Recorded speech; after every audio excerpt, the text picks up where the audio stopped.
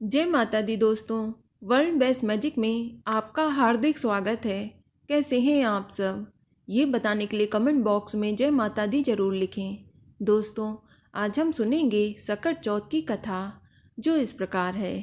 पुराने समय की बात है कि एक शहर में दो भाई रहते थे। उनकी पत्नियां भी उन्हीं के साथ रहती थीं। देवरानी और जेठानी साथ साथ रहा करती थीं। लेकिन देवरानी गरीब थी और जेठानी बहुत अमीर थी। लेकिन देवरानी गणेश जी की परम भक्त थी। उसका पति जंगल से लकड़ी काट कर लाकर उन्हें बेचकर अपने घर का गुजारा किया करता था। लेकिन उसकी तबीयत अक्सर खराब रहती थी, जिसकी वजह से उनके घर के हालात बहुत ज़्यादा खराब थे। अपने घर का गुजारा चलाने के लिए देवरानी अपने जेठानी के घर का पूरा काम काज करती थीं, जिसके बदले जेठानी सिर्फ देवरानी को बचा हुआ खाना और पुराने कपड़े आदि देती थीं। इसी से देवरानी के घर का गुजारा चल रहा था। फिर कुछ दिनों के बाद माघ महीने की चौथ आई और देवरानी ने चौथ का व्रत रखा और 5 रुपए का तिल और गुड़ लाकर उसने तिलकुट्टा बनाया। पूजा करने के बाद उसने तिलकुट की कथा सुनी और तिलकुट्टा को छीके में रख दिया और सोचा कि चांद को अर्घ देने के बाद तिलकुट्टा और फिर कुछ भोजन करेगी। इसके बाद देवरानी कथा सुनकर जेठानी के घर खाना बनाने चली गई। जब खाना बन गया तब देवरानी ने जेठानी के बच्चों से कहा कि खाना खा लो, लेकिन बच्चों ने मना कर दिया कि माँ के साथ ही खाना खाएंगे। तब देवरानी ने अपने जेठ से कहा कि भाई साहब, आप खाना खा लीजिए। तो उन्होंने भी कहा कि जब चांद निकलेगा तब सभी लोग साथ में खाना खाएंगे। तब जेठानी बोली कि आज तो घर के किसी भी सदस्य ने खाना नहीं खाया है, तो आज मैं तुझे खाना कैसे दूं? इस पर देवरानी उदास हुई। तब जेठानी बोली कि अच्छा, कल सुबह आकर बचा हुआ खाना ले जाना। यह सुनकर देवरानी खाली हाथ ही अपने घर लौट आई, क्योंकि उसे भी चांद की पूजा करनी थी। इधर देवरानी का पति और उसके बच्चे आस लगाए बैठे थे कि आज तो त्योहार का दिन है, आज तो पकवान खाने को मिलेगा। लेकिन अपनी पत्नी को खाली हाथ देखकर उसे बहुत गुस्सा आ गया और अपनी पत्नी से बोला कि जब तू खाना भी नहीं ला सकती है तो फिर उनके घर काम क्यों करती है। और गुस्से में वह अपनी पत्नी को मारने लगा। कभी तो वो कपड़े धोने वाले धोने से मारता, तो कभी वह पट्टे से मारता। इस तरह से उसने अपनी पत्नी को खूब मारा। इस पर देवरानी जोर जोर से रोने लगी कि वह सारा दिन भूखी और काम करके भी आई और इसके बाद पति के द्वारा इतनी बुरी तरह से मार भी खाई। इस पर वह फूट फूट के रोने लगी और भगवान गणेश जी को याद करने लगी। जब चांद निकला तब उसकी पूजा करके पानी पीकर ही सो गई। फिर उसी रात गणेश जी देवरानी के सपने में आए और बोले, धोने मारी पाटे मारी, सो रही है या जाग रही है। यानी कि धोने से मार खाई हुई और पाटे से मार खाई हुई। हे देवी, तुम सो रही हो या जाग रही हो? तो इस पर देवरानी बोली कि कुछ तो सो रही हूँ और कुछ तो जाग रही हूँ। तब गणेश जी बोले कि भूख लगी है, कुछ खाने को दे दो, मैं भूखा हूँ। तब देवरानी बोली कि क्या दूँ तुम्हें? मेरे घर पर तो अनाज का एक दाना भी नहीं है, लेकिन पूजा का तिलकुट्टा छीके में रखा है, जाओ वही खा लो। इस पर गणेश जी ने तिलकुट्टा खा लिया। फिर तिलकुट्टा खाने के बाद गणेश जी बोले, धोने मारी पाटे मारी, निपटे लगी है, कहाँ निपटे?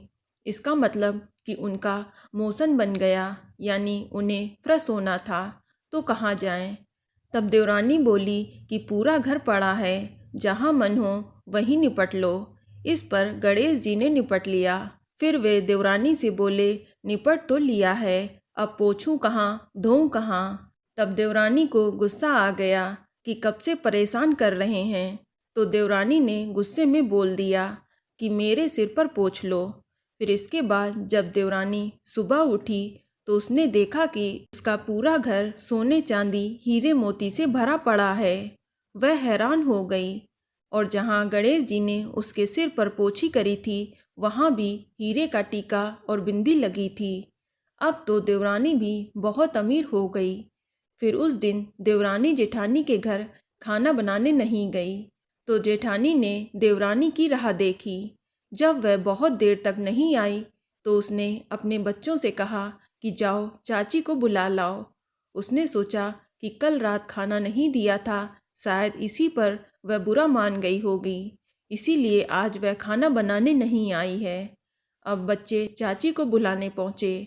तब चाची ने बच्चों से कहा कि बहुत दिन मैंने तुम्हारे घर खाना बनाया है, अब मैं खाना नहीं बनाऊंगी, बल्कि अब तुम अपनी माँ को हमारे घर खाना बनाने भेज दो। जब बच्चे वापस पहुँचे तब माँ को बताया कि चाची का तो पूरा घर सोने हीरों की तरह जगमगा रहा है, अब उन्हें काम करने की कोई भी ज़रूरत नहीं है। इस पर जेठानी जल भुन गईं और दौड़कर देवरानी के घर जाकर देखा और पूछा कि यह सब कैसे हुआ। तब इस पर देवरानी ने पूरी बात जेठानी को बता दी। वह बहुत ही सीधी सादी भोली भाली थी। उसने पूरी सही सही बात जेठानी को बता दी। फिर जब जेठानी घर लौटी तो वह अपने पति से बोली कि मुझे धोने से मारो, पाटे से मारो। उसका पति बोला कि मैं तुम्हें कैसे मारूं, मैंने तो आज तक तुम पर हाथ भी नहीं उठाया है। लेकिन जेठानी ने बहुत जिद करी।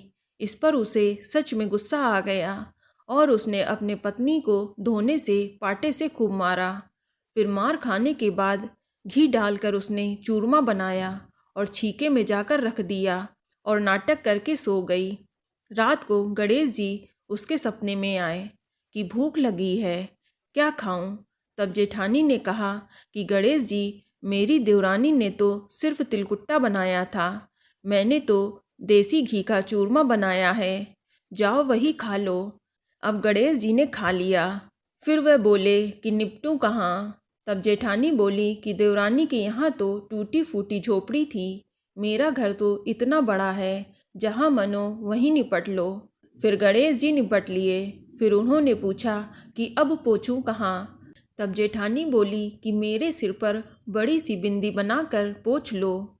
धन की लालची जेठानी सुबह सुबह जल्दी ही उठ गई और सोचा कि घर सोने और हीरे जवाहरातों से भर गया होगा, पर देखा तो पूरे घर में गंदगी फैली थी, बहुत बदबू आ रही थी, उसके सिर पर भी बहुत गंदगी लगी थी।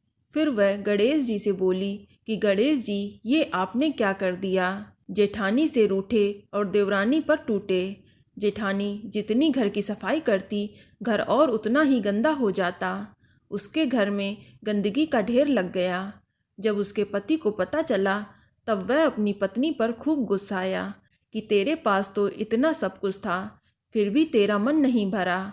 फिर परेशान होकर जेठानी ने गणेश जी से विनती करी और अपने भूल की माफ़ी मांगी। तब गणेश जी बोले कि तूने अपनी देवरानी के साथ जो भी बुरा किया है, इसी वजह से ये सब हुआ है।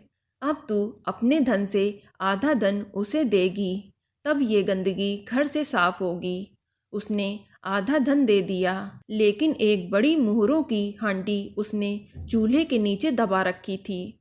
उसने सोचा कि इसके बारे में तो किसी को पता नहीं चलेगा। उसके मन में लालच आ गया था। तब उसने गणेश जी से कहा कि अब तो अपनी गंदगी समेट लो। फिर गणेश जी बोले, जो चूल्हे के नीचे मोहरों की हांडी दबी है, जो ताक में 2 सुई रखी हैं, उसे भी बांट ले। गणेश जी ने सुई जैसी छोटी चीज का भी बंटवारा करा दिया। इसके बाद जेठानी का घर साफ हो गया। हे गणेश भगवान, जैसे आपने देवरानी पर कृपा करी है, वैसे ही सब पर कृपा करना। कहानी कहने वाले को, सुनने वाले को सब पर कृपा करना, लेकिन जैसे जेठानी को सजा दी है, वैसी सजा किसी को मत देना। तो बोलो गणेश भगवान की जय, बोलो चौथ माता की जय। तो दोस्तों, ये जानकारी आपको अच्छी लगी तो कमेंट में जय माता दी ज़रूर लिखें, और अगर आपका कोई सवाल हो तो उसे कमेंट बॉक्स में अवश्य पूछ लें। और इस वीडियो को लाइक करें, शेयर करें और साथ ही साथ चैनल को सब्सक्राइब करें। धन्यवाद।